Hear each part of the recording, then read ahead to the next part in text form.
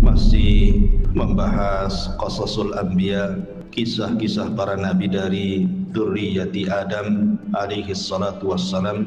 Dan minggu lalu kita sudah menceritakan tentang kisah Nabi Allah Lut alaihi salam.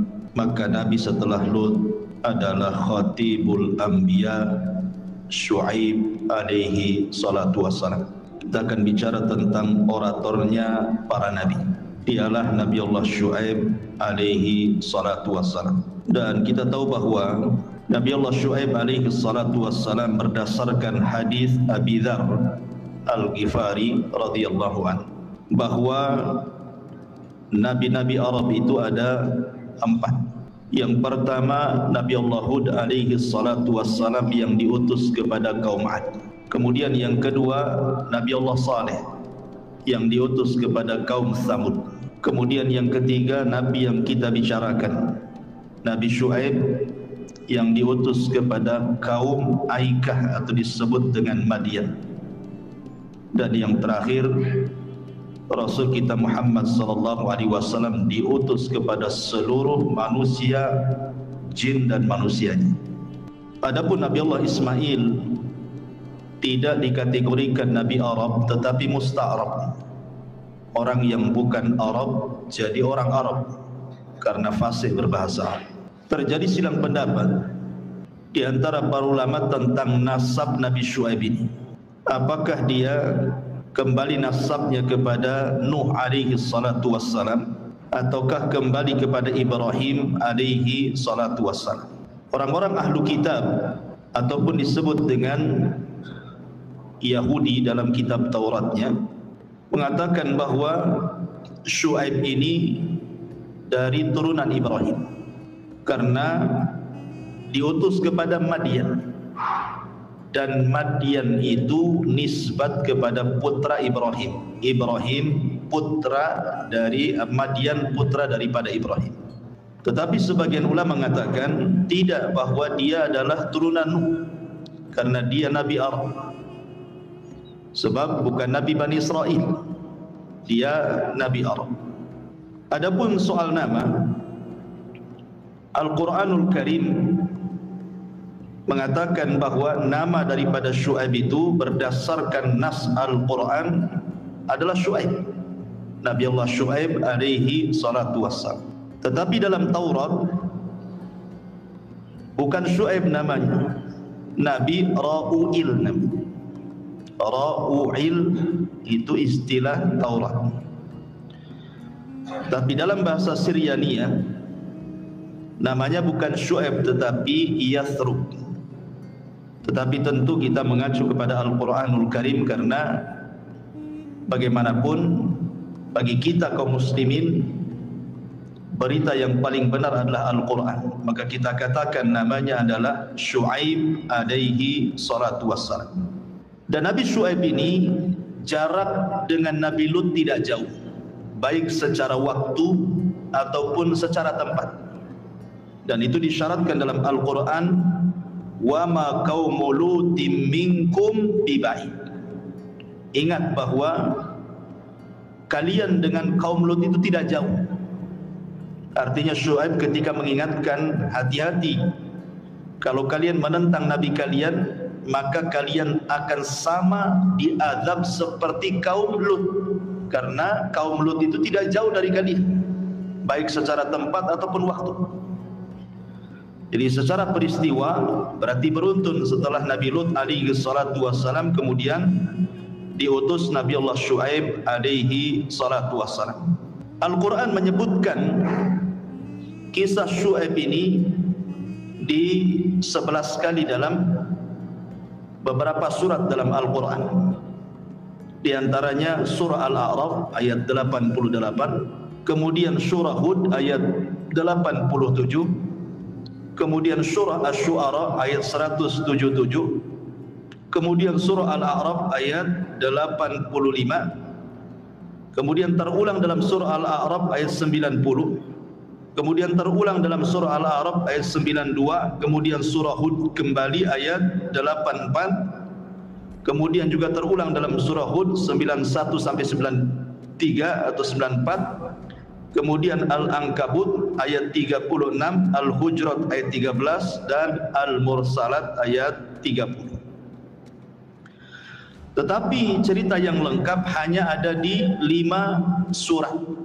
Jadi kalau kita mau meneliti kisah Nabi Allah Syuaib, maka yang paling lengkap dalam surah Al-A'raf dari 85 sampai 93, kemudian surah Hud dari 84 sampai 95, kemudian surah Asy-Syu'ara dari 176 sampai 190, kemudian surat Al-Hijr 78 sampai 79, dan Al-Ankabut 36 sampai 37.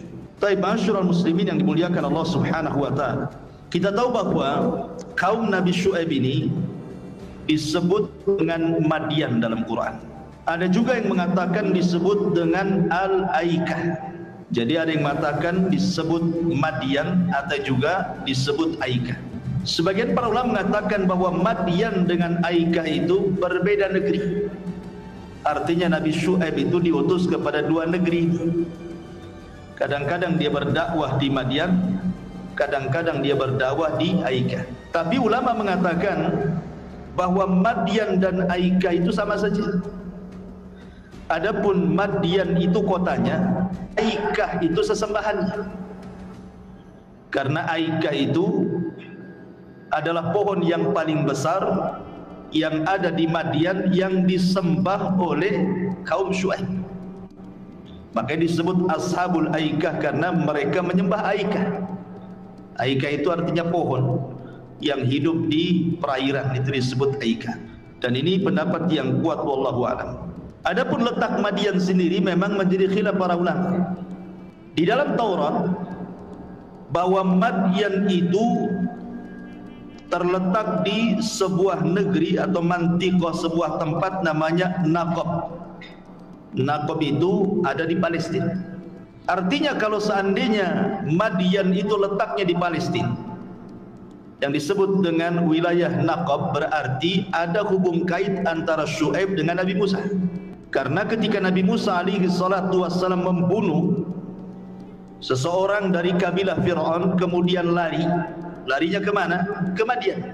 Kemudian berjumpa dengan 2 putri Nabi Syuaib, kemudian berakhir dengan menikahi salah satu dari putri Nabi Syuaib dan menjadi gembala kambing selama 10 tahun membantu Syuaib. Kemudian setelah itu kembali ke Mesir.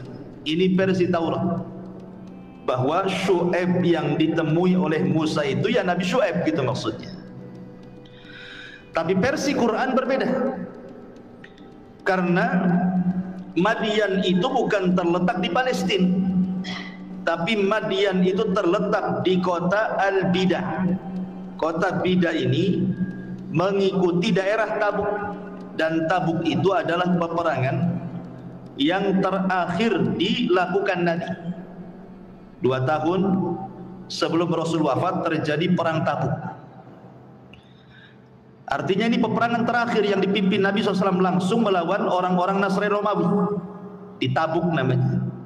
Lah, Madian itu ada di wilayah Madinah Bidah itu, dan Bidah ini adalah masuk ke wilayah Tabuk. Di mana dari Madian ke Tabuk itu sekitar 170 km. Lebih tepatnya bahwa Madian itu sebelah barat laut dari Mamlakah Saudi Arabia. Artinya masih wilayah Saudi, bukan Palestina. Dan ini yang benar, karena peninggalan-peninggalan kaum Syuaib, kaum Madian itu masih berdiri kokoh di situ.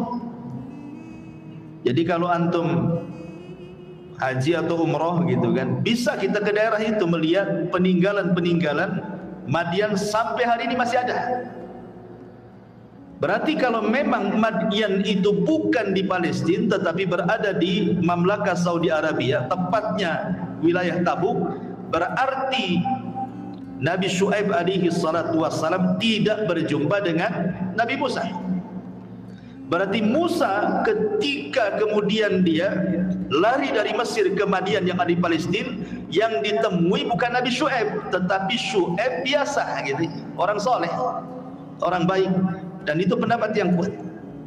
Ya, jadi Nabi Musa alaihi salatu wassalam berjumpa dengan orang namanya Syuaib, orang soleh, bukan Nabi. Sebab ada beberapa pernyataan para ulama, di antaranya adalah Syekhul Islam Ibn Taimiyah rahimahullahu taala, kemudian Al-Imam Ibnul Qayyim rahimahullahu taala, kemudian Al-Imam Ibnu Katsir dan juga Abdurrahman As-Sa'di mengatakan bahwa Nabi Musa alaihi salatu wassalam menikahi salah satu putri daripada Syuaib. Syuaib di sini bukan Nabi. Kata Ibnu Taimiyah, Ibnul Qayyim, Ibnu Katsir dan juga Abdurrahman As-Sa'di mengatakan bahwa dia adalah rajulun saleh, orang saleh saja, bukan seorang nabi. Kemudian dari waktu juga berbeda. Sebab Nabi Syuaib itu diutus, rentang waktunya adalah antara diutusnya Nabi Yusuf dengan Nabi Musa, dia tengah-tengah. Jadi enggak ketemu secara zaman. Ya, jadi nggak ketemu, nggak mungkin Nabi Musa berjumpa dengan Nabi Syuaib karena secara rentan waktu saja berbeda gitu ya. Dia antara Nabi Yusuf dan juga Nabi Musa, jadi tidak akan ketemu. Dari sini menunjukkan bahwa pendapat yang kuat Nabi Musa tidak berjumpa dengan Nabi Syuaib. Ini berdasarkan Quran. Tetapi kalau mengikut ajaran Taurat, ya ketemu, karena yang dimaksud Madian itu kalau dalam Taurat adalah kota yang ada di Palestina, ya gitu ya. Itu versinya Taurat. Tapi sekali lagi kita kembali ke versi Quran, bahwa Nabi Syuaib tidak berjumpa dengan Nabi Musa karena Madian itu letaknya bukan di Palestina tetapi barat laut dari Mamlakah Arabia, di sebuah kota namanya Bida, mengikut kepada wilayah Tabuk yang Rasul pernah perang di situ. Itu secara wilayah. Ma'asyiral muslimin yang dimuliakan Allah Subhanahu wa taala. Adapun tentang penyebutan kaum Aika, sebagian para ulama mengatakan apa sih makna Aika? Ulama mengatakan Aika itu jinsun min nabatatil aikati syati'ati allati ta'ishu 'alal ma'. Jadi Aika itu sejenis tumbuh-tumbuhan namanya Aika gitu, yang hidup memang di air. Dia hanya hidup di air gitu. Mungkin kalau kita lihat mungkin tumbuh-tumbuhan yang di pinggir-pinggir laut itu ya, mungkin semacam itulah gitu ya. Lah Ahlul Madian itu disebutkan juga dalam Al-Quran kan dua tuh. Pertama, Allah Subhanahu wa taala mengatakan wa ila madyana aghahum Syuaibah, dan kepada kaum Madian Allah utus saudara mereka Nabi Syuaib. Itu terdapat dalam surah Hud 84. Tapi dalam surah Asy-Syu'ara Allah mengatakan kadzdzaba ashabul aikatil mursalin idz qala lahum Syuaibun ala tattaqun. Dan telah mendustakan penduduk Aikah para rasul ketika berkata Nabi mereka Syuaib, tidakkah kalian bertakwa? Berarti di sini ada Madian, ada Aikah kan itu. Dan tadi saya sudah jelaskan, menurut ulama ada yang mengatakan Madian itu kota sendiri, Aikah kota sendiri, artinya Syuaib diutus kepada dua bangsa. Tetapi pendapat yang kuat wallahu alam bahwa Madian itu ya Aikah, dan Aikah itu maksudnya sesembahannya karena mereka menyembah pohon. Baik, ma'asyiral muslimin yang dimuliakan Allah Azza wa Jalla, penduduk Madian ini memiliki 3 dosa besar. Kenapa diutus kepada mereka Nabi Allah Syuaib alaihi salatu wassalam? Pertama, dari segi akidah, mereka menyembah pohon yang disebut dengan Aikah.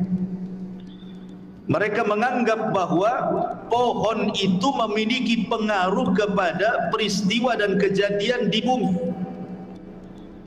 Jadi yang mendatangkan rizki, yang mendatangkan jodoh, yang mendatangkan kehidupan bagi penduduk Madian itu bersumber dari Aika. Makanya mereka mengagungkan pohon Aika itu, pohon yang paling besar yang ada di Madian itu. Dan orang-orang yang nyembah pohon, dan ini sejarah pertama orang nyembah pohon inilah, ya, di zaman Nabi Syuaib. Ada orang nyembah pohonnya di zaman Nabi Syuaib. Tetapi di zaman Nabi SAW, orang-orang jahiliyah pun sebagian mereka selain menyembah berhala, mereka menyembah pohon juga. Dan itu disyaratkan dalam sebuah riwayat ketika Nabi SAW perang melawan kabilah-kabilah musyrik gitu ya di Hunain. Ketika itu kan Rasul membawa pasukan 10.000. Nah 10.000 pasukan ini rupanya sebagian besar adalah orang-orang yang baru masuk Islam setelah tragedi Fathu Mekah kan. Ketika Rasul memerangi atau membukakan kota Mekah itu kan, orang itu kan tidak menghadapi Rasul, hanya melihat dari kejauhan saja. Seolah-olah mereka mengatakan, coba saja Muhammad itu menyerang Mekah, pasti akan terjadi seperti yang terjadi kepada Abrahatul Asram. Ketika bawa pasukan gajah menyerbu Mekah, didatangkan burung ababil kan. Rupanya setelah Nabi SAW menguasai Mekah, tak ada pun burung ababil itu. Menunjukkan bahwa yang dilakukan Rasul itu benar dan dia seorang Nabi. Sebab itulah sebagian besar orang Arab masuk Islam. Lah ketika perang Hunain ini kan beruntun dari Fathu Mekah ke Hunain gitu ya. Sehingga orang-orang yang belum kokoh akidahnya itu ikut ingin jihad bersama Rasul di Hunain. Di tengah jalan, orang-orang ini lewat di sebuah pohon yang disebut dengan sidr, pohon bidara yang sangat besar, yang dulu di zaman jahiliyah pohon itu sangat diagungkan. Kemudian mereka minta berhenti di pohon itu, kemudian ngomong sama Nabi, "Ya Rasulullah, ij'al lana dzatu anwad kama lakum dzatu anwad." Rasul, jadikanlah pohon macam itu. Dulu kami punya pohon itu. Kalau perang, sebelum perang kami gantungkan pedang-pedang kami di situ untuk tabaruk mencari berkah supaya menang perangnya. Rasul marahlah. Ngapain kemudian mau perang gantung-gantung pedang pula di pohon? Maka Rasul mengatakan, Allahu Akbar, Allahu Akbar, Allahu Akbar, kultum kama qalat Banu Israel li Musa. Rasul takbir 3 kali dan mengatakan, ucapan kalian ini seperti ucapan Bani Israel kepada Nabi Musa.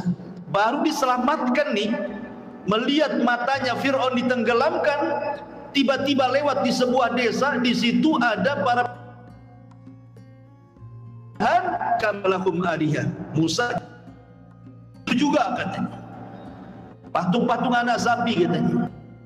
Mengatakan innakum qaumun tajhalun, kalian umat yang jahil, sudah diberikan petunjuk tauhid mau syirik pula gitu ya. Jadi Rasul menyamakan apa yang diminta para sahabat ini seperti ucapan Bani Israel kepada Musa, karena ini kan masuk Islam baru dapat hidayah tauhid mau syirik pula dengan pohon gitu ya. Subhanallah, penyembahan pohon ini rupanya masih ada juga di negeri kita kan.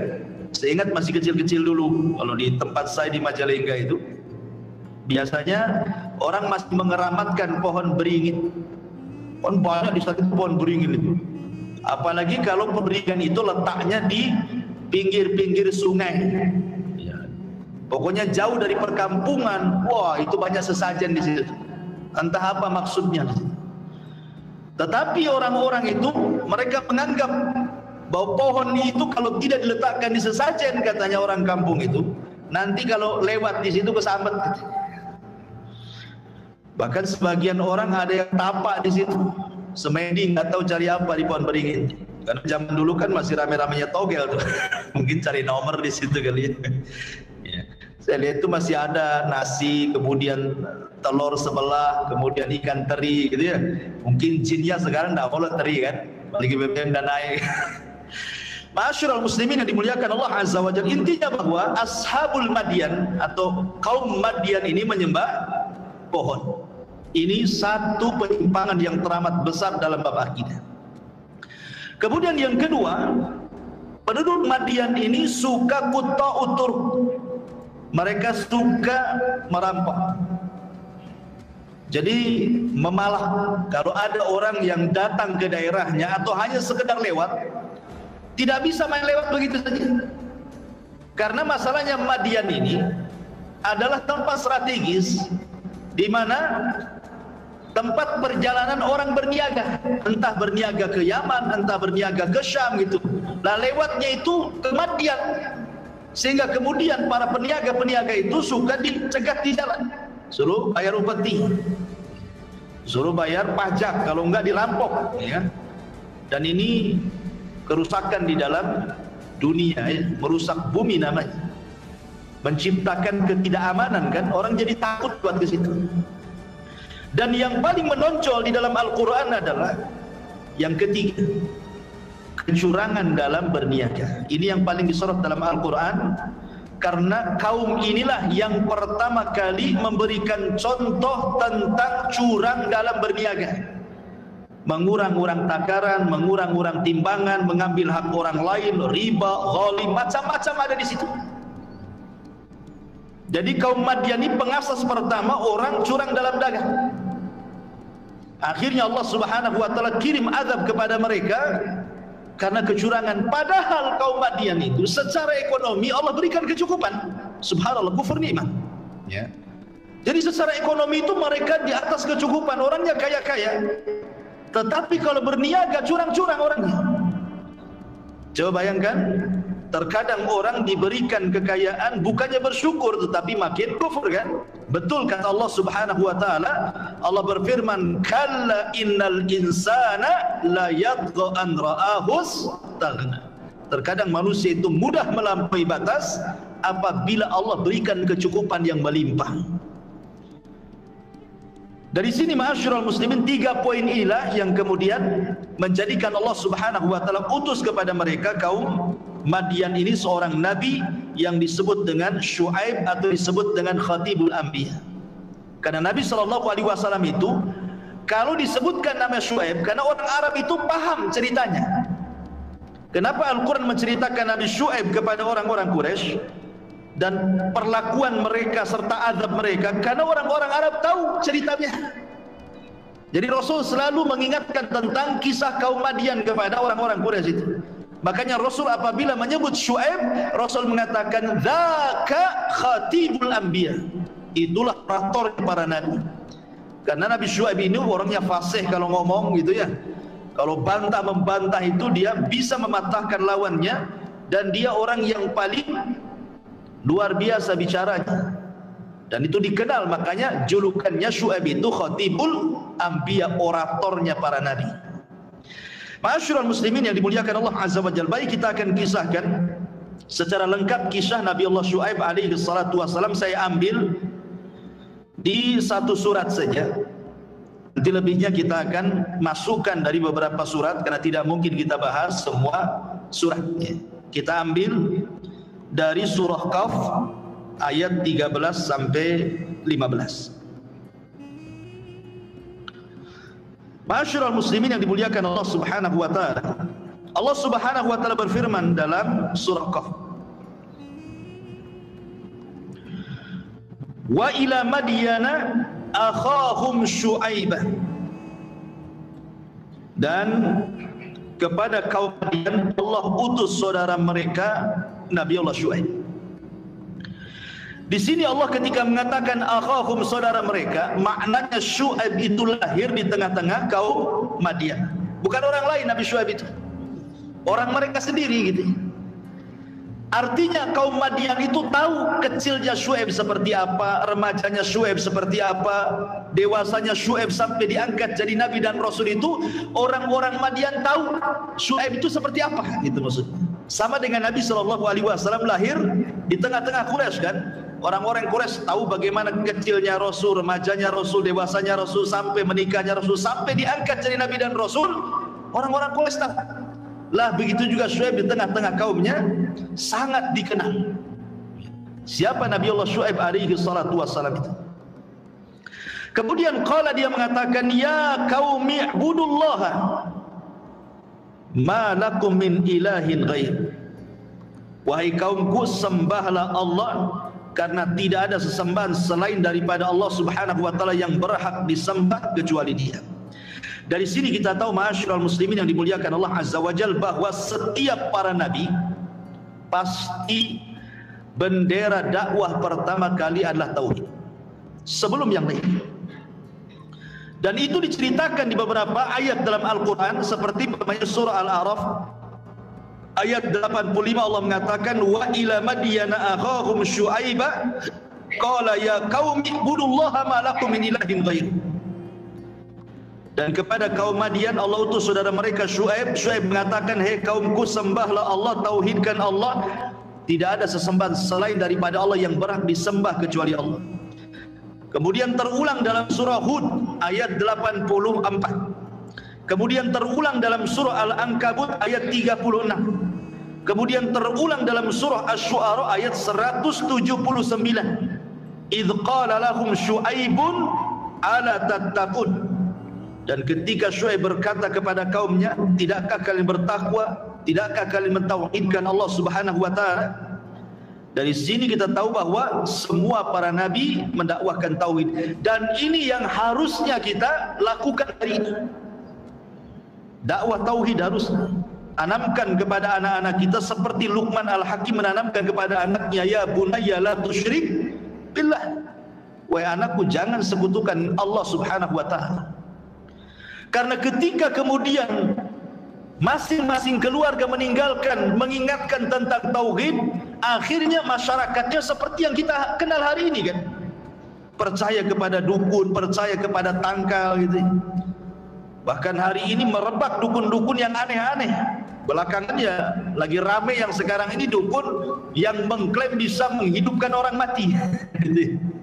Ada dukun ya, perempuan satu, laki-laki satu, lagi viral nih kan.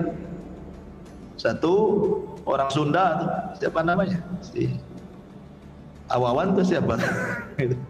Atau yang bisa menghidupkan orang mati gitu. Kemudian ada lagi ini perempuan, ya, menggunakan ilmu kejawen gitu, bisa menghidupkan orang mati. Naudzubillah. Anehnya memang betul kata orang Arab, likulli saqitil laqit, kata orang Arab itu setiap benda jatuh ada yang mungut. Maknanya setiap ajaran sesat itu ada saja pengikutnya gitu maksudnya. Ada saja yang percaya gitu. Padahal sudah jelas-jelas menghidupkan orang mati itu kan hak mutlak milik Allah kan itu. Pasti kita katakan orang itu sedang berdusta, menipu, tapi ada saja yang percaya. Itu anehnya. Yang lebih parah gitu ya, ada pula pengacara didukung pengacara. Nauzubillah, ma'asyiral muslimin. Kenapa bisa terjadi coba? Dan sekarang kan bisa ditonton karena sudah ada YouTube, ada channelnya pula gitu ya. Yang komentar-komentar di bawahnya aneh-aneh pula. Lah dari sini ma'asyiral muslimin, kenapa sampai orang yakin dengan perdukunan ini? Karena terkikisnya tauhid. Orang kalau bertauhid tidak mungkin yakin-yakin dengan perkara tersebut. Gak mungkin orang ketipu datang ke dukun itu, karena gak punya tauhid kan, ketipu akhirnya. Ma'asyiral muslimin yang dimuliakan Allah Azza wa Jalla, artinya bahwa dakwah para nabi dan rasul yang pertama didakwahkan adalah tauhid. Kemudian Allah Subhanahu wa taala melanjutkan firman-Nya,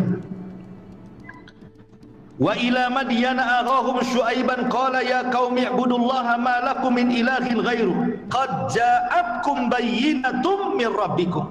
Telah datang kepada kalian keterangan dari Rabb kalian, artinya telah diutus kepada kalian seorang nabi. Bersyukurlah kalian ada nabi yang diutus. Kemudian Syuaib mengatakan, fa'auful kaila wal mizan wala tabkhasun nasa asya'ahum. Maka sempurnakanlah takaran dan timbangan kalian, jangan mengurangi hak manusia sedikit pun. Di sini yang paling penting, ma'asyiral muslimin yang dimuliakan Allah Azza wa Jalla, orang-orang Madian itu terkenal suka mengurang-urang takaran dan timbangan. Dan mereka lah yang pertama kali mencontoh soal curangnya perekonomian. Nabi SAW pernah mengumpulkan orang-orang muhajir. Kemudian Nabi SAW mewasiatkan 5 perkara. Kata Nabi SAW, ya ma'syaral muhajirin, hisalu khamsin idha nazalna bikum wa a'udhu billahi an tudrikuhun. Ingat wahai orang-orang muhajirin, 5 perkara. Hati-hati. sempat menimpa kalian, aku berlindung kepada Allah. Jangan sampai menimpa kalian. Kata Nabi SAW yang pertama, lam tadharil fahishatu fi qaumin qad hatta yu'linu biha illa fasha fihim at-ta'un wal auja' allati lam takun madat fi aslafihim alladhina madaw. Tidaklah sebuah fahisyah. Fahisyah itu identik dengan perbuatan zina, lesbi dan homoseksual. Nah, itulah jenisnya LGBT. Tidaklah perzinahan dan LGBT ini nampak di sebuah kaum terang-terangan gitu ya. Ada tempatnya, ada lokalisasinya, kapanpun datang bisa. Terkadang dilegalkan pula sama pemerintah daerah gitu ya. Kalau sudah ini dilakukan secara terang-terangan, dan hari ini kita lihat terang-terangan, baik lewat online atau offline bahasanya ya, atau yang datang langsung ke lokasi, lengkap ada di hari ini, baik yang terselubung ataupun yang terang-terangan. Kata Nabi SAW, adalah sebuah fahisyah nampak pada sebuah kaum, kecuali akan disebar kepada mereka penyakit taun dan penyakit-penyakit yang tidak pernah dikenal sebelumnya di zaman Nabi. Di zaman Nabi nggak ada namanya penyakit AIDS itu. Muncul hari ini penyakit itu, dan belum ada obatnya kan? Sampai sekarang kan belum ada obatnya. Berusaha dokter di dunia meneliti, tapi belum ada obatnya.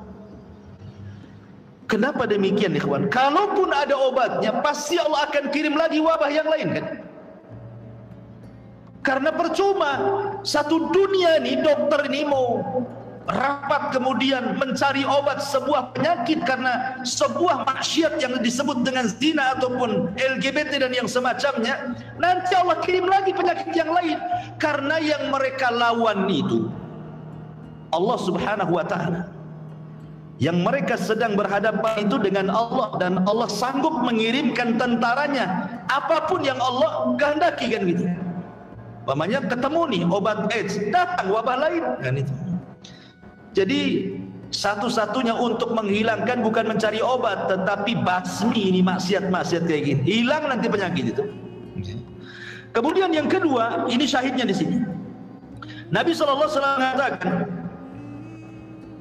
dan tidaklah kalian wala tanqusul mikyala wal mizana illa ukhidu bisinina wa syiddatil maunati wa jawri sultani alaihim. Subhanallah. Lihat, Nabi SAW mengatakan, Allah kirim 3 azab dalam satu dosa. Dosanya 1, azabnya 3. Apa kata Nabi? Tidaklah kalian curang dalam takaran, curang dalam timbangan, alias curang dalam berniaga, mengambil hak orang lain, dan begitu seterusnya, kecuali 1, ukhidu bisinin, maka akan ditimpakan kepada mereka sinin. Sinin itu artinya ya paceklik, walaupun hujannya tidak berkah, bukan tanaman, malah kemudian gagal panen, turun hujan tetapi buat banjir gitu ya, sinin ya. Kemudian wasyiddatil maunah, susah ekonomi ya, susah cari pekerjaan gitu ya. Ini jangan-jangan sekarang lagi susah gitu ya. Jangan-jangan karena para peniaga ini curang dalam berniaga, karena ini azab yang kedua nih. Akhirnya susah cari ekonomi, walaupun dia kerja nggak cukup untuk makan keluarganya. Dan yang terakhir, yang parah, wa jawru sultani alaihim, Allah kuasakan para pemimpin zalim. Bayangkan dosanya 1, dosanya hanya mengurangi takaran, mengurangi timbangan, curang dalam berniaga. Tetapi dosanya 3, Allah kirimkan sinin paceklik, Allah kirimkan susah ekonomi, Allah kirimkan penguasa-penguasa zalim. Coba kalau kita terapkan di negeri kita ini, masuk nih 3-tiganya kan. Ma'asyiral muslimin yang dimuliakan Allah Azza wa Jalla.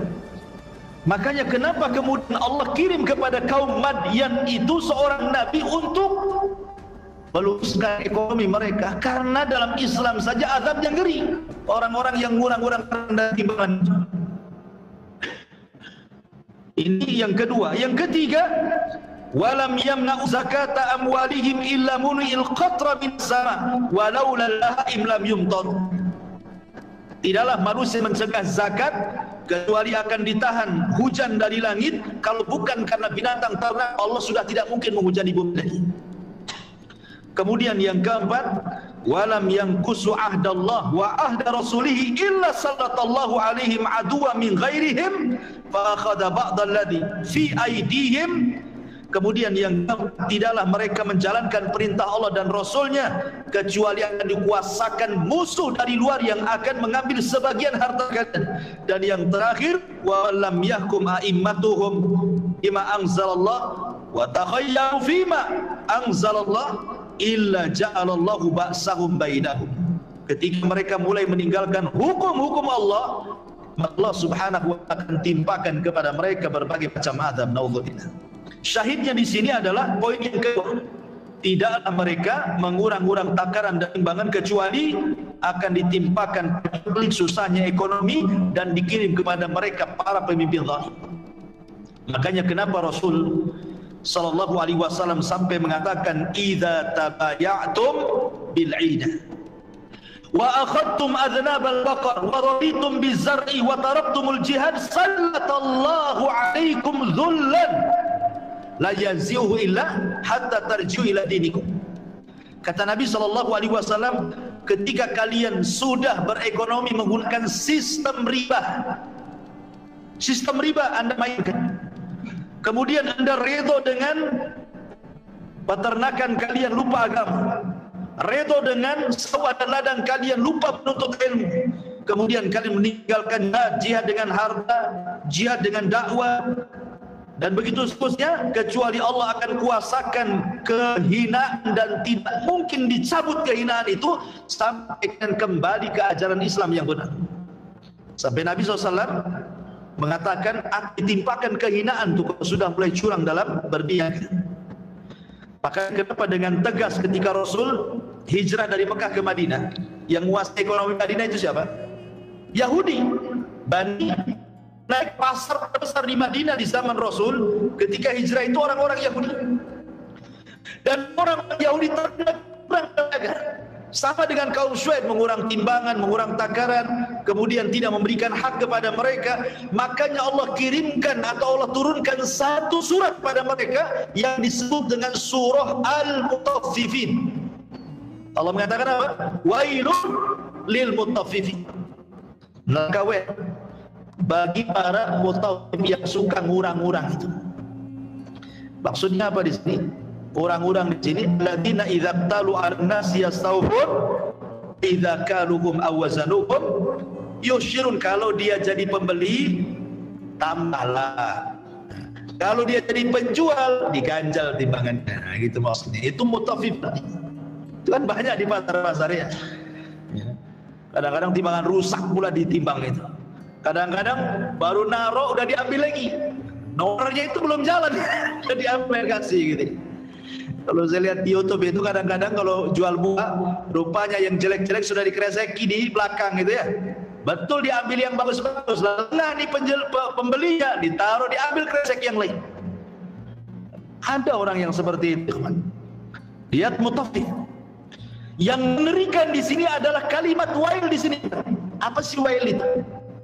Wail itu artinya wail fi jahannam, sebuah lembah letaknya di neraka jahanam.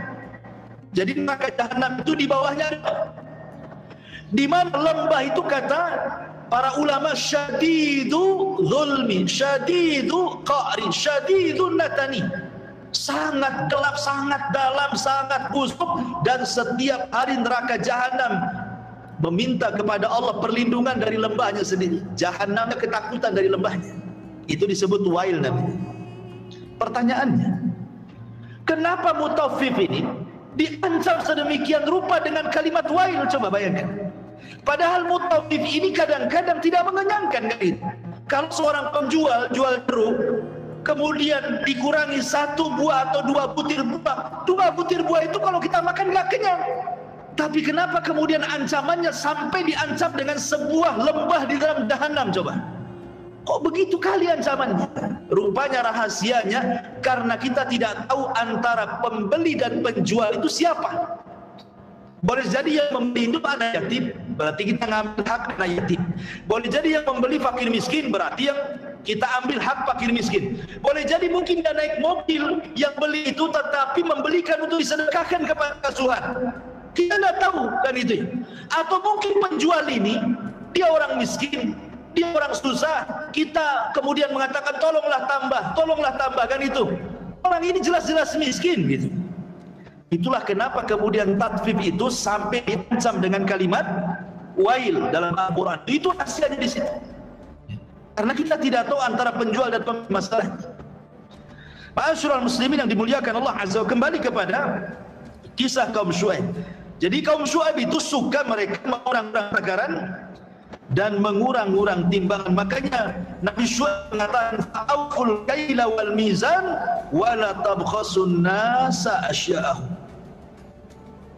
Sempurnakan timbangan takaran kalian, jangan kurangi sedikit pun hak manusia. Kemudian setelah itu Allah mengatakan wal tubsiu fil ardi ba'da islahiha. Tolong jangan rusak bumi setelah Allah perbaiki bumi. Artinya jangan merampok, jangan mencuri, jangan nakut-nakuti orang. Ya. Allah buat bumi ini sudah damai aman gitu. Dengan adanya para perampok jadi nggak aman. Contoh saja satu perumahan, belum ada sejarahnya orang nyuri motor. Tiba-tiba motor hilang, sibuk satu perumahan kan? Yang disalahkan satpamnya, kan itu. Akhirnya sibuk, portal sana, portal sini kan itu. Gara-gara satu motor, deg-degan satu perumahan. Yang tadinya motor di luar semua masuk ruang tamu jadinya. Itu satu perumahan tuh. Baru satu motor hilang sudah geger gitu ya. Ma'asyiral muslimin yang dimuliakan Allah Azza wa Jalla. Kemudian Allah mengatakan, "Dzalikum khairul lakum in kuntum mu'min." Itu semua lebih baik bagi kalian jika kalian orang-orang yang beriman. Kemudian Allah katakan juga perkataan Syuaib, "Wala taqudu bi kulli siratin tu'iduna wa tasudduna an sabilillah." Jangan kalian suka duduk-duduk menakut-nakuti orang Islam. Jadi kaum Syuaib ini menakut-nakuti orang-orang yang sudah beriman kepada Nabi Syuaib, ditakut-takuti. Suruh mereka balik lagi ke ajaran menyembah pohon Aika itu. Jadi berusaha menghalang-halangi jalan dari jalan-jalan Allah Subhanahu wa taala. Ini juga dosa lain ini. Orang sudah dapat hidayah disuruh sesat gitu ya. Ini dosa lain daripada dosa kaum Nabi Syuaib alaihi salatu wassalam. Ma'asyiral muslimin yang dimuliakan Allah Subhanahu wa taala. Lah, kita tahu bahwa kaum Madian, saya ulangi dari awal bahwa kaum yang diberikan kenikmatan berupa ekonomi yang cukup sebenarnya. Tetapi karena kecurangan itulah kemudian Allah Subhanahu wa taala kirim Nabi Syuaib kepada mereka. Kemudian Nabi Syuaib berdakwah seperti yang tadi saya jelaskan. Tapi lihat jawabannya. Bagaimana jawaban kaum Syuaib kepada Nabi Allah Syuaib alaihi salatu wassalam yang Allah Subhanahu wa taala sebutkan di dalam surat yang lain. Allah mengatakan, qala ya qaumi, qala ya qalu, mereka berkata, ya Syuaib, as-salatuka ta'muruka an natruka ma ya'budu abauna aw naf'ala fi amwalina ma nasha innaka la antal halimur rasyid.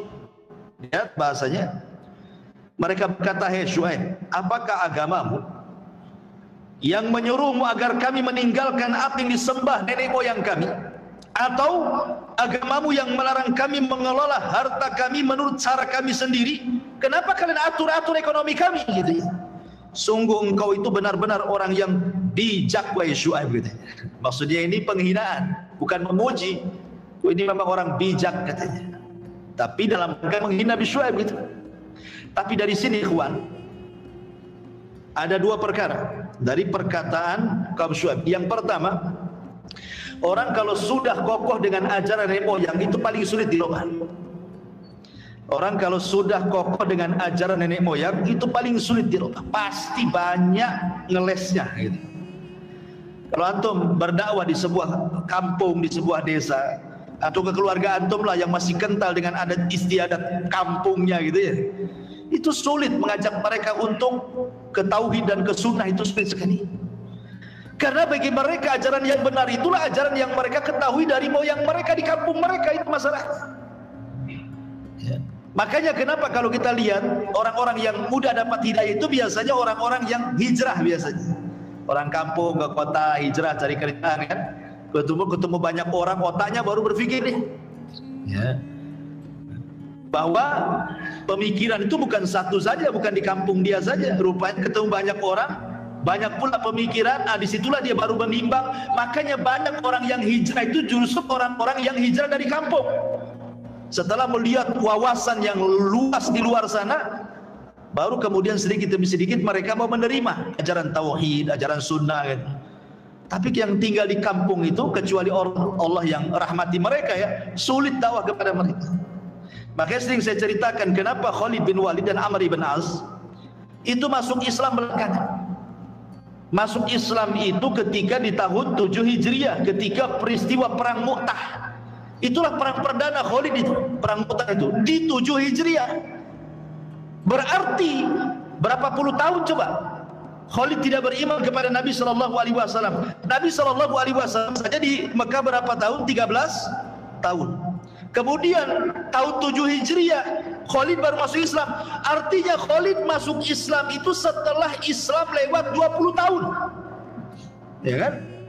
Setelah lewat 20 tahun, padahal kawan-kawan Khalid bin Walid itu Abu Bakar, Utsman, Umar, Abdurrahman bin Auf masuk Islam di awal-awal Islam.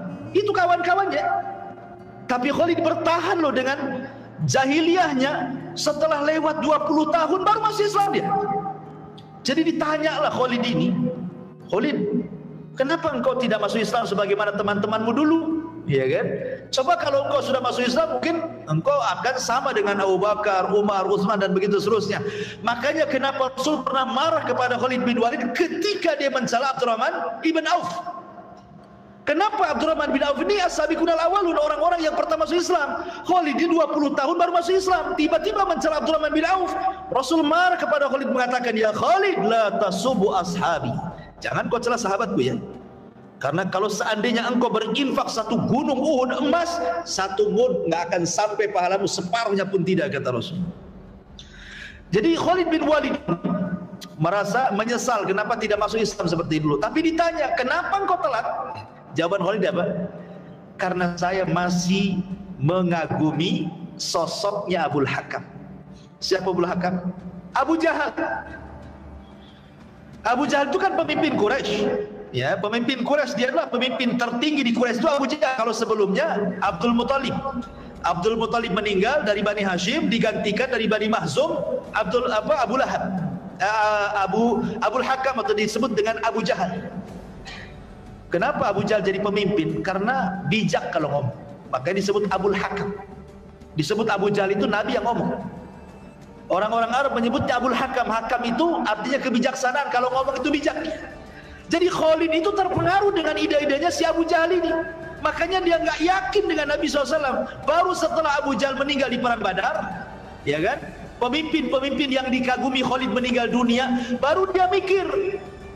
Baru dia mikir perkataan, baru dia mau dengar Islam, dengar Quran, ya. Baru dibanding-bandingkan dengan ucapan Abu Jahal. Oh, ternyata Islam itu benar juga katanya. Nah, gitu kan? Jadi setelah tokoh-tokoh yang meninggal, dia jadi tokoh, kemudian dia berpikir, baru dia dapat hidayah. Menunjukkan apa? Menunjukkan cengkeraman daripada nenek moyang itu kuat, gitu kan? Makanya kemudian Khalid telat masuk Islam. Lah di sini orang-orang Madian gitu juga sama. Dia mengatakan kepada Syuaib, apakah agamamu yang menyuruh kami untuk meninggalkan ajaran moyang kami? Ini satu. Yang kedua, kalimatnya adalah au naf'ala fi amwalina ma nasha. Apakah agamamu yang melarang kepada kami untuk mengelola harta kami sesuai dengan kami? Dari sini menunjukkan bahwa harta itu sirrut tughyan, rahasia bejat jahatnya manusia. Jadi harta itu terkadang menjadi rahasia jahatnya, bejatnya manusia. Makanya ulama mengatakan banyak harta itu bukan menunjukkan sebuah kebaikan. Bukan sama juga miskin harta juga bukan menunjukkan sebuah kehinaan. Kenapa demikian? Karena dua-duanya ujian. Allah mengatakan wa nabluukum bisyarri wal khairi fitnah, kan itu ya. Kami uji kalian dengan keburukan dan dengan kebaikan. Artinya kefakiran juga fitnah, ujian dari Allah. Kaya juga ujian dari Allah. Justru orang kaya itu lebih besar ujiannya. Kenapa? Karena dia punya alat maksiat. Kekayaan itu alat maksiat. Mau zalimi orang, bayar orang, pukul dia, bunuh dia, selesai, kan itu ya. Mau berzina, tinggal bayar perempuan. Mau mabuk, tinggal beli khamar. Mau apa lagi? Orang kaya itu mudah berbuat jahat. Makanya kenapa Rasul mengatakan malun saleh li rajulin saleh. Harta yang baik itu kalau dikelola orang baik, nah, gitu ya. Maknanya harta yang jahat itu kalau yang mengelola orang jahat. Dan harta itu paling sulit untuk mendapatkan hidayah. Makanya kenapa para penentang para nabi dan rasul, sejak kita cerita Nabi Nuh sampai kepada cerita Nabi Syuaib, para penentang nabi rata-rata orang kaya, para pejabat. Kenapa demikian? Karena mereka merasa kibar, sombong dengan kekayaannya, kan? Makanya menolak dakwah para nabi.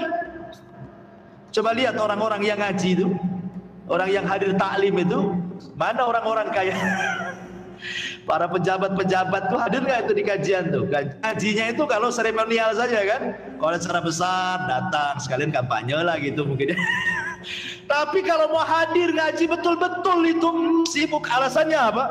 Sibuk, kan itu. Sibuklah ngurus bisnis sana, bisnis sini, bisnis itu. Padahal secara logika ada orang usia sudah 70 tahun atau mungkin 60 tahun lah, sudah kaya.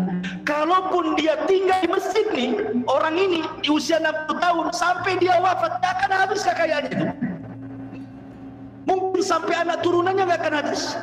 Tetapi terkadang usia-usia tua yang sudah Allah berikan kecukupan, bukannya duduk di masjid, sholat, tahajud, zikir, majelis taklim gitu ya, malah makin sibuk bisnis gini gitu ya.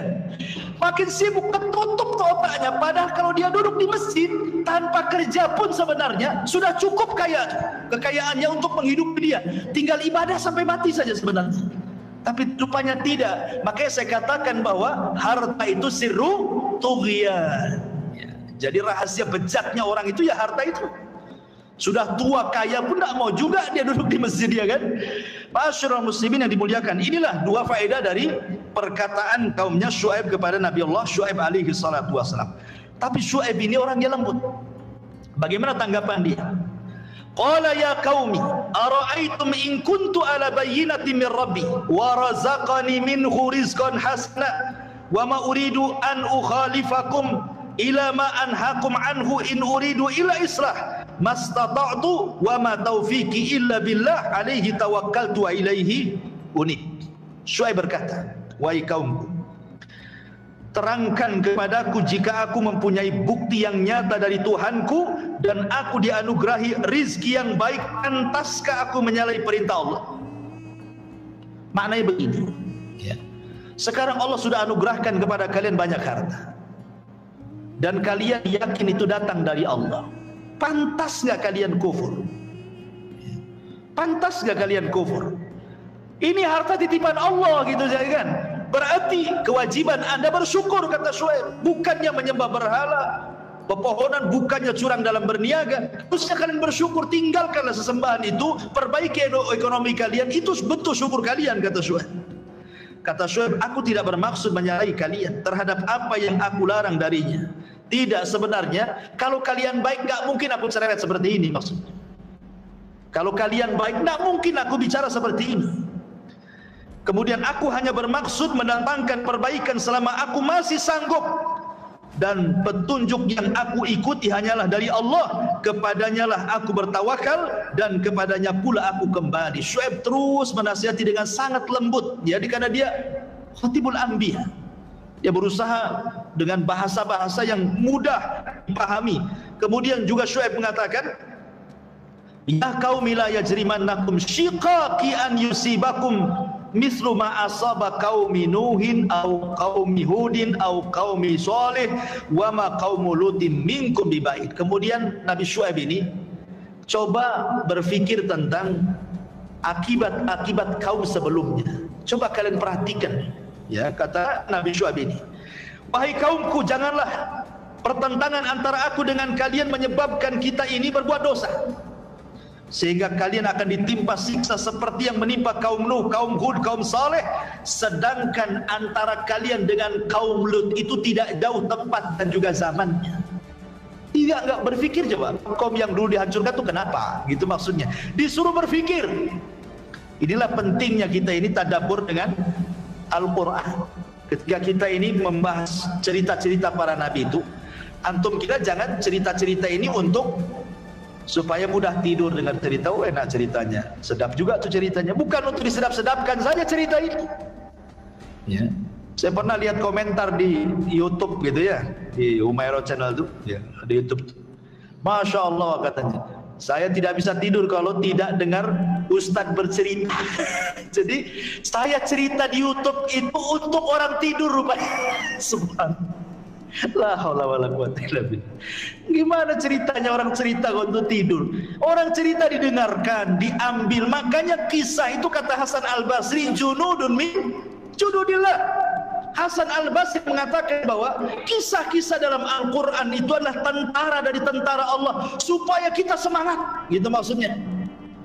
Jadi kalau kisah-kisah para nabi itu bagaimana mereka para nabi itu kuatnya dalam berjihad, dalam berdakwah, kita ikut juga semangat gitu ya, pengen seperti mereka gitu.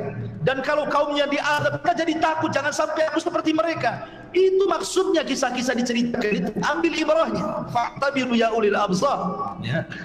Ma'asyiral muslimin yang dimuliakan Allah. Kemudian Syuaib juga terus menasihati mereka sampai mengatakan wastaghfiru rabbakum tsumma tubu ilaihi inna rabbi rahimun wadud. Dan mohonlah ampun kepada Tuhan kalian, kemudian bertobatlah kalian kepada Allah, sungguh-sungguh Tuhan yang maha penyayang lagi maha pengasih. Artinya Syuaib mengatakan jangan putus asa, walaupun kalian banyak dosanya, kalau kalian istighfar pasti diampuni. Yang jelas kalian kembali, tinggalkan berhala kalian, tinggalkan curang dalam berjual belian, jangan kalian merampok, dan begitu seterusnya kembali ya. Jadi lihat bagaimana Syuaib kan lembut nih. Seorang dai memang harus begitu, harus lembut gitu ya.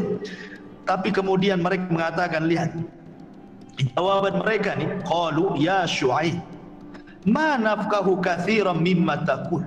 Ya Syuaib, kami tidak banyak mengerti tentang apa yang kau katakan. Kau ini ngomong apa katanya. Bayangkan bahasanya tuh. Syuaib ini orator para nabi, ya, artinya fasih bahasanya, mudah dicerna, mudah diterima. Tetapi kaum Nabi Syuaib ini pura-pura tidak paham. Dia mengatakan kepada Syuaib, kau ngomong apa Syuaib katanya. Jadi kalau Syuaib ngomong itu tok tok tok tok tok tok, kayak saya ini cerita gini ya, dari awal sampai akhir ngaji, kemudian keluar salah satu, Ustadz tadi ceramah apa? Antum ngapain? Ya, ngelamun. Gitu kan. Jadi mereka mengatakan kepada Syuaib itu seolah-olah menutup kebenaran dengan mengatakan kau ngomong apa Syuaib. Dan ini yang banyak di masyarakat. Betapa banyak orang-orang yang tahu itu syirik tapi pura-pura tidak tahu. Betapa banyak orang-orang yang tahu ini menentang sunnah Rasul tapi pura-pura tidak tahu. Betapa banyak orang yang mengatakan ini adalah maksiat pura-pura tidak tahu. Tetap saja dia berzina, tetap dia minum khamar, tetap dia berjudi, tetap dia dusta, ghibah, padahal dia tahu itu dosa. Tetap aja dilakukan yang itu. Pura-pura tidak tahu. Begitu juga para pendakwah banyak, ini tahu syirik, dibiarin. Oh jangan, nanti kalau didakwai pecah belah nanti manusia. Nggak boleh, nanti buat lari manusia. Ditutup-tutupi pula ada kebenaran coba. Ya. Ma'asyiral muslimin yang dimuliakan Allah Azza wa Jalla, seperti sekarang lah dunia perdukunan itu. Orang dunia perdukunan sudah tahu, ada yang mengatakan ditipu-tipu, ini settingan atau mungkin dukun beneran. Ada juga ditutup-tutupi dengan cara apa? Dukunnya pakai serban, dukunnya pakai peci, dukunnya bawa tasbih, dukunnya bawa jubah gitu kan. Jadi kesannya akhirnya kesyirikan seolah-olah bagian daripada agama kan. Ini persis seperti ucapan kaum Syuaib. Kau ngomong apa Syuaib katanya gitu. Kemudian mereka mengatakan wa inna lanaraka fina dha'ifa. Aku lihat kau ini lemah pemahamanmu Syuaib. Dihinanya Syuaib coba. Walau la rahtu la rajamnaka wa ma anta alaina bi aziz. Kalau bukan karena kau punya masa kabilahmu, sudah kumatikan dengan cara dirajam kau ini Syuaib, ya. Maka Syuaib mengatakan ya qaumi arahti a'azzu alaikum minallah. Kaumku, kenapa kalian takut kepada kabilahku, kau tidak takut kepada Allah? Aneh kalian ini. Ya. Kok kalian takut sama kabilah? Harusnya kalian takut kepada Allah. Aku tidak membawa kabilah kok. Gitu. Aku berdakwah kepada kalian gitu. Jadi Syuaib ingin mengatakan harusnya kalian takut kepada Allah, bukan takut kepada manusia. Ya. Kemudian Syuaib juga mengatakan, ya, wattakhadtumuhu wara'akum zihriyan inna rabbi bima ta'maluna muhit. Wahai kaumku, apakah keluargaku lebih terhormat menurut pandangan kamu daripada Allah? Bahkan dia kamu tempatkan di belakangmu, diabaikan. Ketahuilah sesungguhnya pengetahuan Tuhanku meliputi apa yang kalian kerjakan. Kemudian Syuaib mengatakan, ya qaumi malu ala makanatikum inni amil sawfa ta'lamun man ya'tihi adzabu yuhzi wa man huwa kadhib wartakibu inni ma'akum raqib. Dan wahai kaumku, berbuatlah menurut kemampuan kalian, sesungguhnya aku pun berbuat demikian. Artinya bertakwalah semampu kalian, ya. Kelak kalian akan mengetahui siapa yang akan ditimpa azab yang menghinakan dan siapa yang berdusta di antara kita, dan tunggulah sesungguhnya aku bersama kalian dan Allah Subhanahu wa taala akan senantiasa terus mengawasi kalian. Hati-hati. Jadi Syuaib alaihi salatu wassalam mulai mengancam mereka dengan azab. Tapi subhanallah, justru orang-orang Madian ini bukan takut dengan azab. Bahkan mereka justru kemudian menantang. Nah, sekali lagi, ini kaum para nabi. Sebelum-sebelumnya juga ketika kita bicara kaum Ad, kaum Samud, rata-rata mereka menantang para nabi. Kalau memang azab yang kau janjikan itu benar, datangkan katanya. Itu kaum Madian juga sama. Bicara kepada kaum Syuaib juga sama dengan mengatakan apa? Wa ma anta illa basyarum mithluna wa inna dhunnuka laminal kadhibin fa asqit alaina kisafan minas sama in kunta minas sadiqin. Engkau ini Syuaib manusia biasa sama dengan kita. Engkau ini hanya pendusta saja. Kalau engkau benar, turunkan azab dari langit sekarang juga. Kalau memang engkau orang yang benar katanya. Nah, ini kalau sudah yang demikian sudah melawan Allah, ini beda ceritanya. Subhanallah ikhwan. Azab yang diberikan kepada kaum Madian ini bukan satu azab. Nanti saya sebutkan bagaimana perkataan Ibnu Katsir rahimahullah ta'ala, azab yang ngeri sekali yang Allah timpakan kepada kaum Madian ini, karena dosanya banyak masalahnya, ya. Apa saja coba azab yang ditimpakan kepada kaum Syuaib? Pertama, Allah berikan pacaklik luar biasa. Tidak turun hujan. Tidak turun hujan, ikhwan. Kita saja di Batam ini kalau berapa bulan tak turun hujan saja, sampai ATB kadakan sholat istisqa, ya. Buat awan buatan soal hujan, sudah kesulitan, sudah pusing itu. Bagaimana untuk minum orang Batam dan begitu seterusnya kan? Ini 3 tahun tidak turun hujan. Apa yang terjadi? Setelah itu Allah Subhanahu wa taala hentikan angin. Bayangan angin dihentikan oleh Allah. Tidak ada angin. Sama sekali nggak ada angin. Allah hentikan angin itu. Padahal oksigen itu perlu. Kemudian yang ketiga, Allah buat suhu panas selama 7 hari 7 malam. Kalau tidak ada angin, kita aja kepanasan, kita bisa masuk rumah, bisa cari pohon untuk bernaung. Ini kalau sudah tidak ada angin, tiba-tiba Allah kirim hawa panas selama 7 hari 7 malam. Tempat mana yang bisa menaung dari rasa panas di sini? Masuk rumah salah, bernaung di pohon salah, ya. Sehingga sebagian mereka mengencingi pakaian mereka diletakkan di kepalanya supaya tidak kepanasan. Kalau masih ada angin masih mendingan. Ini sudah tidak ada angin, hawa panas yang luar biasa selama 7 hari 7 malam gitu ya. Kemudian Ibnu Katsir rahimahullahu taala menjelaskan, tiba-tiba langit digelapkan. Langit digelapkan. Setelah langit digelapkan, kata Ibnu Katsir rahimahullahu taala, tiba-tiba datang bola-bola api dari langit. Meteor-meteor itu, bola-bola api dari langit, kemudian menghantam itu negeri Madian, itu Ashabul Aikah itu. Cukup sampai di sini? Tidak. Allah buat gempa yang luar biasa. Ini sudah berapa atapnya? Ya. Setelah Allah Subhanahu wa taala buat gempa yang luar biasa, Allah utus Jibril untuk berteriak 1 kali teriakan. Setelah Jibril berteriak mengguntur teriakannya, memecahkan gendang-gendang Ashabul Madyan. Semua bergelimpangan jasadnya di rumah-rumah. Tidak ada satupun yang selamat kecuali mati.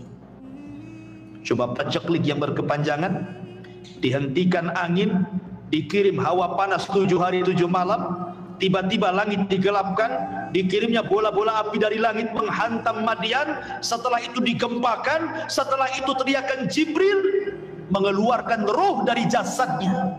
Azab mana lagi lebih pedih daripada kaum Syuaib ini? Makanya Ibnu Katsir rahimahullah ta'ala membuat catatan bagus sekali. Apa kata Imam Ibnu Katsir? Allah subhanahu wa ta'ala tidak buat azab itu dalam satu waktu, tetapi Allah kasih beberapa jeda waktu. Dan Allah subhanahu wa ta'ala letakkan di 3 surat, bukan di 1 surat. Ya, pertama disebutkan dalam surah Al-A'raf, Allah subhanahu wa ta'ala sebut kalimat gempa. Kemudian dalam surah Hud, teriakan dari malaikat Jibril sayhah. Kemudian dalam surah Asy-Syu'ara, langit digelapkan, yaumuz zullah. Kenapa? Azabnya ini yang paling parah 3 nih. Kenapa terjadi gempa? Jibril disuruh berteriak, kemudian langit digelapkan.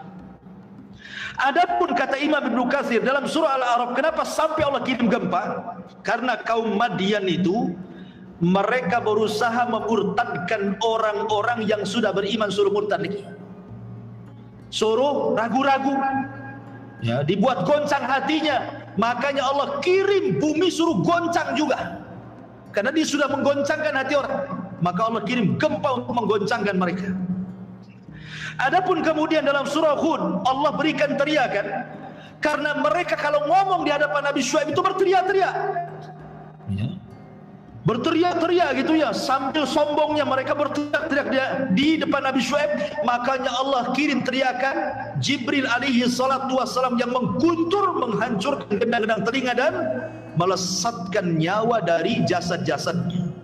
Adapun dalam surah Asy-Syu'ara, kenapa Allah kirim kegelapan yang luar biasa gitu ya? Karena mereka yang minta azab. Kan mereka minta azab. Mereka mengatakan kepada Nabi Syuaib, askit alaina kisafan minas sama', turunkan azab dari langit gitu. Nah, sekarang Allah turunkan azab, langit digelapkan gitu ya. Itu penyebab kenapa azab kaum Syuaib ini, kaum Madian Ashabul Aika ini beruntun, karena dosanya banyak. Ma'asyiral muslimin yang dimuliakan Allah Azza wa Jalla, setelah kemudian jasad-jasad dan Syuaib sebelumnya sudah diselamatkan dan juga orang-orang yang beriman. Kemudian setelah azab itu orang mati semua, bangunan pada roboh semuanya, Syuaib datang ke Madian melihat bekas-bekas azab itu. Apa kata Syuaib? Nabi Allah Syuaib alaihi salatu wassalam mengatakan, fatawalla anhum wa qala ya qaumi laqad ablagtum risalati rabbi wa nasahtu lakum fa kaifa asa 'alal qaumil kafirin. Ini ucapan terakhir Nabi Syuaib. Apa kata Syuaib? Wahai kaumku, bukankah sudah kukatakan, aku sudah sampaikan risalah Rabbku kepada kalian dan aku sudah berikan nasihat, tapi kalian menolak nasihat dan risalah Allah.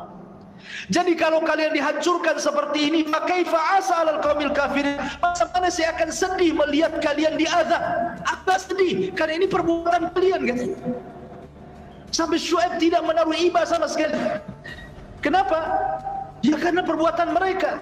Sudah dikasih tahu, tidak mau dengar. Sudah disampaikan risalah, tidak mau menerima. Dikasih nasihat, tetap saja menolak nasihat. Jadi kalau Allah azab ya sudah pantas. Makanya Syuaib mengatakan, fakaifa asta'al qaumil kafirin. Macam mana aku akan sedih dengan apa yang kalian timpakan hewan orang kafir? Aku tidak sedih. Ma'asyiral muslimin yang dimuliakan Allah Azza wa Jalla. Dari kisah Nabi Syuaib ini, ikhwatu fi din dimuliakan Allah Azza wa Jalla, banyak kita petik pelajaran yang bisa kita ambil. Ya, pelajaran yang pertama, bahwa kaum yang rusak itu karena pertama rusak akidahnya. Kaum yang baik itu kalau baik akidahnya. Kenapa kemudian Nabi SAW senantiasa mewanti-wanti soal akidah, soal tauhid, karena tauhid itu awal kewajiban dan akhir kewajiban. Orang masuk Islam menjadi mu'allaf, dia harus mengucapkan syahadat asyhadu an la ilaha illallah wa asyhadu anna Muhammadar Rasulullah. Orang mau mati ditalkinkan, kata Rasul, lakinu mautakum bila ilaha illallah. Awal mengucapkan la ilaha illallah, akhir pun mengucapkan la ilaha illallah.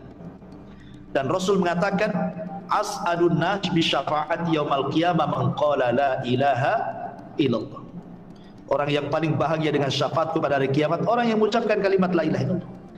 Artinya kalau ingin baik, tanamkan tauhid. Minimal dalam keluarga dulu, sebelum yang lainnya. Ya, keluarga kita yang masih gandrung ke dukun gitu ya, cegah mereka jangan ke dukun. Yang masih suka dengan tangkal jimat, karena masyarakat kita ini masih rawan dengan perkara-perkara tersebut kan. Para pengusaha masih juga ada penasihat spiritualnya, para pejabat ada juga, maksudnya penasihat spiritualnya maksudnya dukun gitu ya. Warung-warung ada juga yang nempel-nempelin jimat, raja-raja kan itu ya. Itu sihir takhil namanya, dihayalkan orang kayaknya enak, padahal nggak enak sebenarnya. Cuma dihayalkan setan aja kayaknya enak kali, padahal sama saja. Rasa bakso di sini dengan sana sama saja. Cuma yang satu kena dukun, yang satu tidak kan itu ya. Jadi dihayalkan seolah-olah masuk warung ini kok sangar nih, nggak berani saya. Akhirnya ke sebelahnya. Kenapa? Karena disantet warung sebelahnya itu. Dibuat takhil namanya. Itu masih banyak di masyarakat yang seperti ini. Ma'asyiral muslimin yang dimuliakan Allah Azza wa Jalla, ini yang pertama. Yang kedua, dari kisah Nabi Syuaib, bahwa sebuah negeri atau sebuah bangsa itu akan diturunkan berkah dari langit dan dari bumi kalau mereka memperbaiki ekonomi mereka. Allah mengatakan dalam Al-Quran, walau anna ahlal qura amanu wattaqau lafatahna alaihim barakatin minas sama'i wal ardh. Kalau seandainya penduduk negeri itu mau beriman dan bertakwa, niscaya kami akan buka berkah dari langit, berkah dari bumi. Allah suburkan. Negeri ini akan menjadi negeri yang baldatun thayyibatun wa rabbun ghafur. Dan itu dimulai dari perekonomian. Ekonomi. Lihat, Nabi bisa menumbangkan ekonomi orang Yahudi hanya dalam tempo 2 tahun. Tumbang gulung tikar pasarnya baik dikuna eko. Kenapa? Karena Rasul menerapkan sistem Islam. Maka mulai. Makanya Umar bin Khattab melarang, tidak boleh pedagang masuk pasar kecuali dia sudah hafal Kitabul Buyur tentang hukum-hukum jual beli. Kalau sekarang nggak peduli. Bahkan sudah jadi pengusaha baru sibuk ya, yang pengusaha hijrah lah, baru sibuk belajar Kitabul Buyur, mana yang boleh, mana yang haram, mana yang tidak. Kan itu. Sudah makan uang haram baru sibuk dia belajar gitu maksudnya. Umar bin Khattab mengatakan, jangan masuk pasar kalau tidak paham hukum jual beli.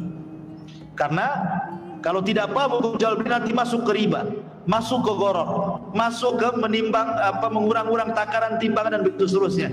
Makanya di dalam kitab Fiqhus Sunnah karya Sayyid Sabiq dalam Kitabul Buyur, Umar itu kalau masuk pasar bawa tongkat.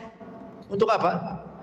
Memukul siapapun para pedagang yang curang, diusir dari pasar. Anda bisa bayangkan kalau Umar bin Khattab hidup di zaman sekarang masuk pasar Tiban, apa yang terjadi? Antum bisa simpulkan. Ma'asyiral muslimin yang dimuliakan Allah, seperti itu. Karena masalah perekonomian ini pengaruh kepada siapa? Kepada keluarga. Sebagaimana tauhid mempengaruhi keluarga, ekonomi juga sama. Makanya kenapa Abu Bakar Siddiq radhiyallahu an, dia punya budak dimerdekakan.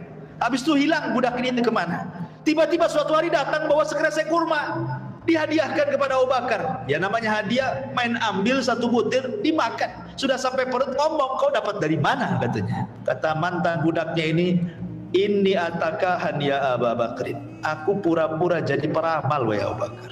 Aku ngeramal seseorang, jarinya benar pula padahal pura-pura. Jadi ini dukun settingan. Dia pura-pura ngeramal, betul rupanya ramalannya. Dikasih kurma satu kresek, ya aku terimalah, lihat kau makan katanya.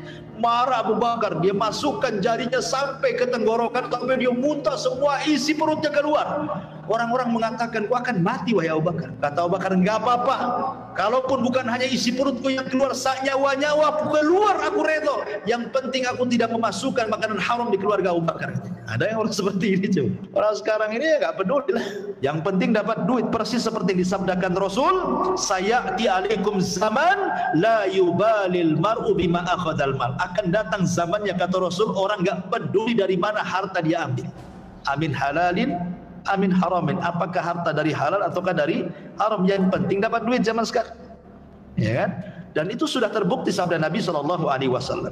Kemudian yang terakhir, kata jam 9, ya, faedahnya di sini adalah bahwa setiap dosa itu pasti ada akibat. Setiap dosa itu akibat. Salah satu akibatnya adalah Rasul yang mengatakan bahwa Allah haramkan rizki. Kenapa? Innallaha yahrumur rizqa.